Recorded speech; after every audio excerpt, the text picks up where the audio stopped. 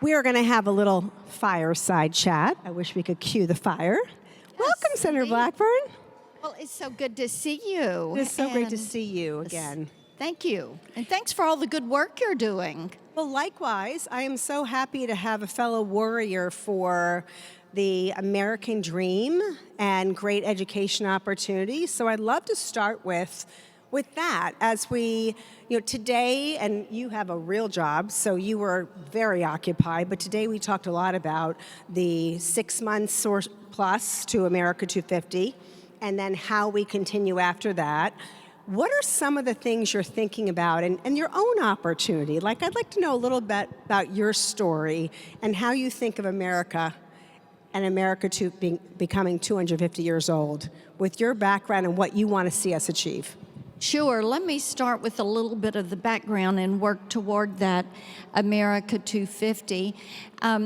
I grew up in a family that said, let's do two things. Let's always give back more than we take, and we leave things in better shape than we found it. And a family that was very much appreciative for what I call the Big Five: faith, family, freedom, hope, and opportunity. And making certain that opportunity was available for us and for people that were there in our community. Now, when I was in college, I kind of pioneered a door for women, for opportunity. I talked the Southwestern Company, which is headquartered in Nashville, into letting me sell books door to door. And in the 70s, when I did this, they did not hire women. So I was hired, I went out, I sold books, I worked 80-hour weeks, and it was all straight commission.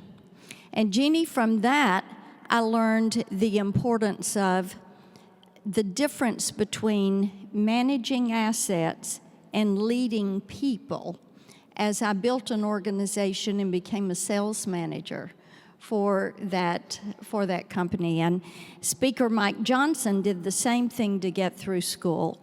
And the other day we were doing an event together, and we both said, when you sell books door to door, you learn how to take rejection, you learn how to ask questions, and you learn how to work with people. So that was an informative part of my career, realizing the importance of opportunity, realizing the need to access education, to have the skill set to meet those opportunities, and then opening doors for other people.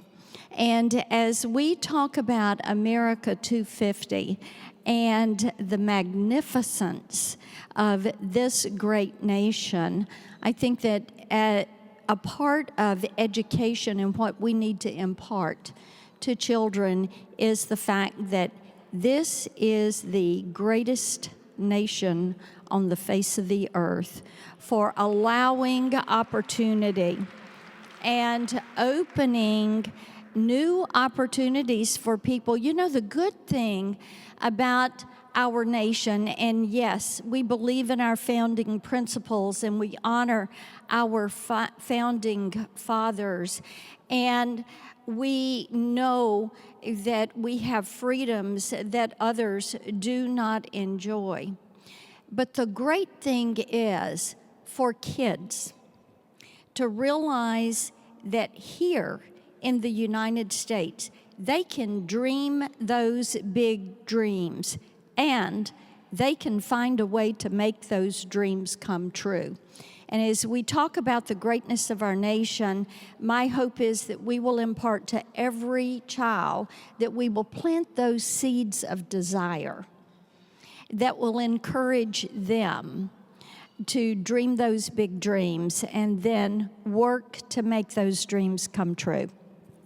It's the great American dream. It really is. We'll have to compare notes someday. I didn't go all the way to being a U.S. Senator, but I did sell papers, and I was a paper girl at 4 o'clock in the morning. But you evolve, like you carry that and you work hard and you realize that this is the only country on earth where you can start doing what you did and become a U.S. Senator. It's incredible. So let me ask you something. I asked you if we could go a little bit off script. So you entered the workforce at a very early age. Today we had a lot of incredible conversations about the juxtaposition of education and the workforce. And is it college or college and?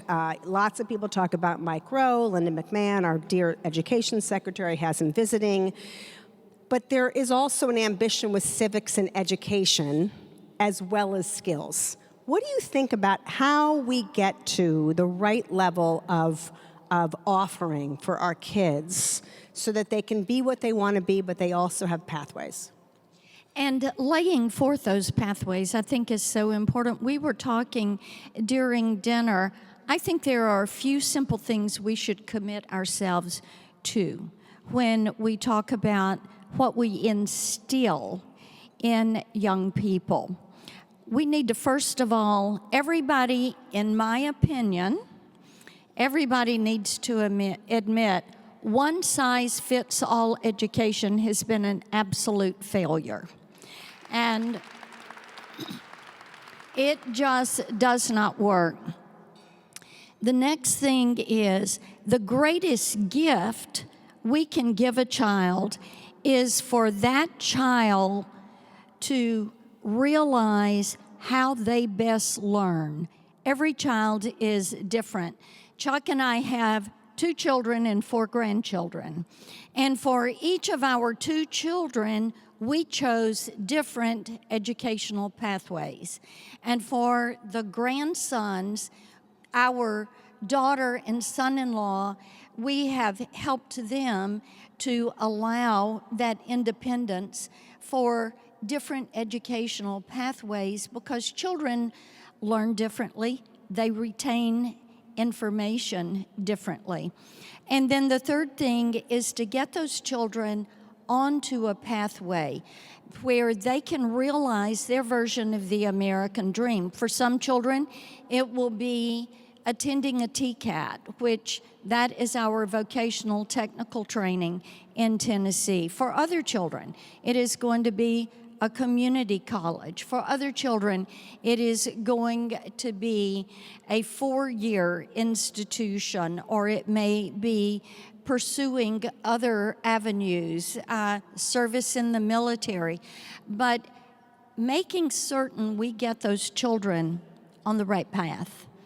And I've talked to so many people that said, you know, I did not do well in school, but then once I got out of school and started working, or once I was in the military, I realized how I learned.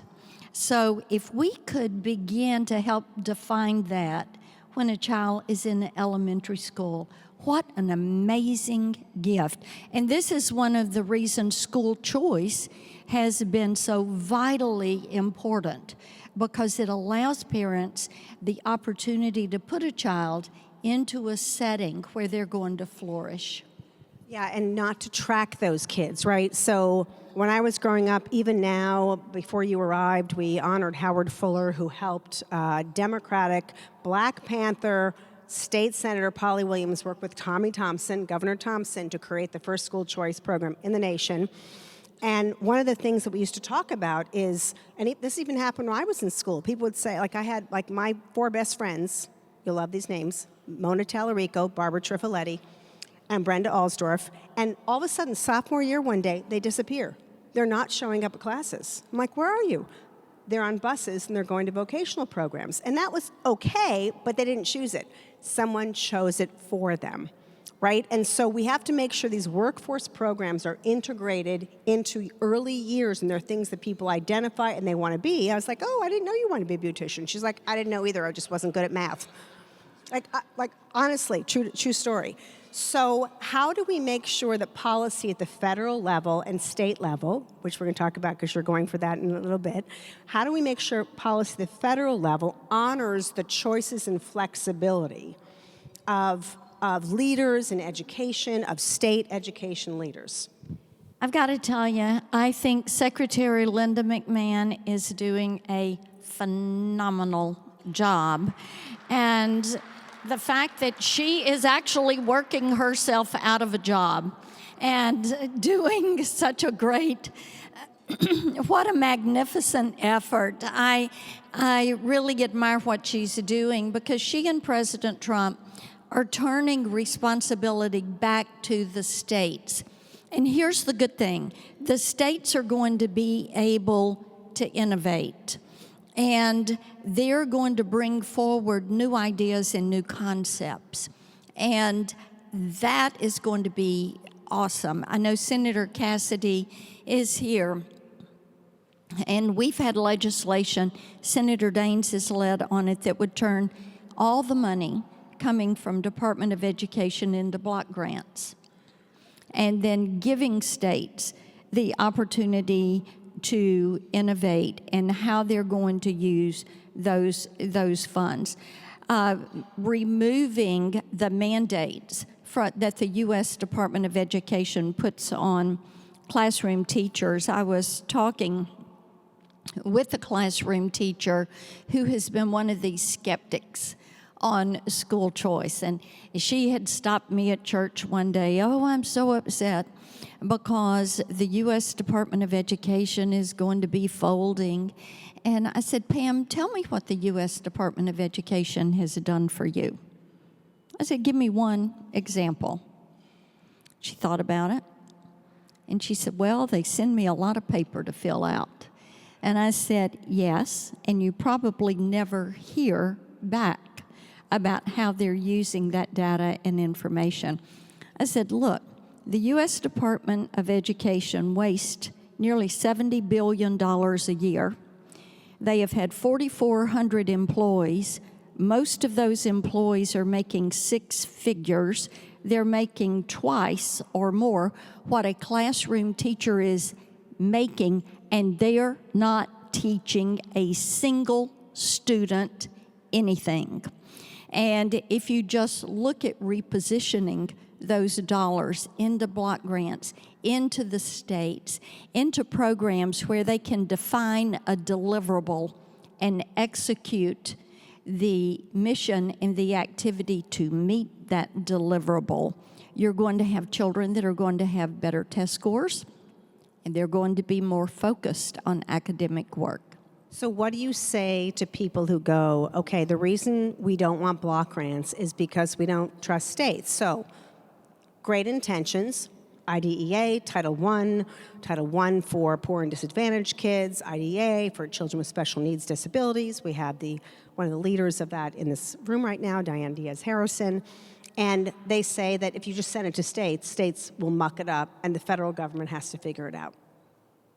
And the answer to that is our states are the labs of innovation in our country. There are so many of you in this room. You're innovating in education every single day. I love the story of the sports academies. You know, finding something kids are interested in that is going to grab their attention and help plant that seed that desires success. And so doing things differently, I would encourage all of you, innovate at the local level. Find a way to do pilot projects at the local level. Charter schools are a great example of this. And in Tennessee, we have some fantastic charter schools, and I love visiting with them and hearing firsthand and talking to the kids about how excited they are to be coming to school. Okay, so while you're on that note, and as we finish up, you are running for governor of Tennessee. So you're going to go from federal to state level. So we like to take advantage of everyone in our orbit. Tell us what you'll do to make sure that there are more charters, that there are more options, that that power goes down to a local level, right? Because, and Governor Lee is amazing, but all of them are so good, but it's such a challenge. You get in and you start trying to implement it and you realize this is morass. It's why my dear friend and mentor Bill Bennett used to call it the blob, because you get in as a governor and you're like, oh my gosh, I can't control it all. what are you going to do, Senator? So I will almost call you Governor. Senator Blackburn. Yes, as governor, there are things that you can do, and it starts with working with your General Assembly, with that legislative body.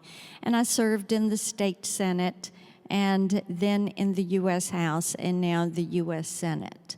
So these are individuals, many of them are individuals that I have worked with. And I worked hard to get our Education Freedom Scholarships in Tennessee passed, and did a lot of work with Governor Lee and the legislative body. And I made a promise to the state legislators that I've kept. I said, if you vote for this and people come after you for opening these doors of opportunity, I've got your back. And I have kept that promise. That's important because you have that credibility and that working relationship with the state legislature.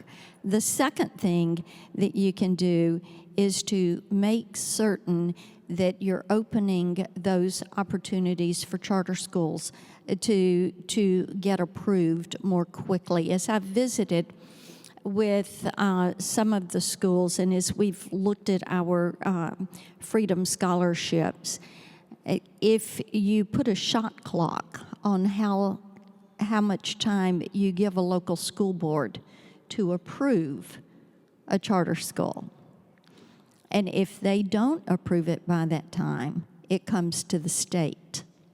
And then as you look at financing for physical facilities, having the opportunity to do that bonding through the state rather than waiting on the local school board, so that you simplify that system, and that allows you more opportunity. The other thing, too, is whether it is public or private education, looking at how teachers are credentialed. And whether it is elementary and maybe preschool, maybe some of those in our state, our Speaker of the House in Tennessee, and I've talked about this, maybe you want to have a 2-year teaching certificate for some of those lower grades so that you're pulling people into the workforce and then giving them the opportunity to complete that 4-year degree. Maybe you want to bring people from work. Like that's Chef right. Yass could not get certified to teach accounting or teach math, which is kind of weird. That's right. Right? And that's the other the other side of that coin, is so many of our counties have individuals that are professionals, but they don't have someone who can teach physics or can teach trigonometry or can teach other advanced placement courses. And being able to allow a professional to come in and do that and certify them for that specific class. And so many times I will be in a county and I will be at a manufacturing facility and they will say, we would love to work, or we've opened an internship program so we can bring students in over here. And especially as we look at the computational sciences and the utilization of quantum and AI, we need to think outside the box in that. So those are just some brief things that we can do. The goal is going to be to open these opportunities so that parents have more say, so that they have the opportunity to have a Freedom Scholarship to put their child in the learning environment where that child can succeed.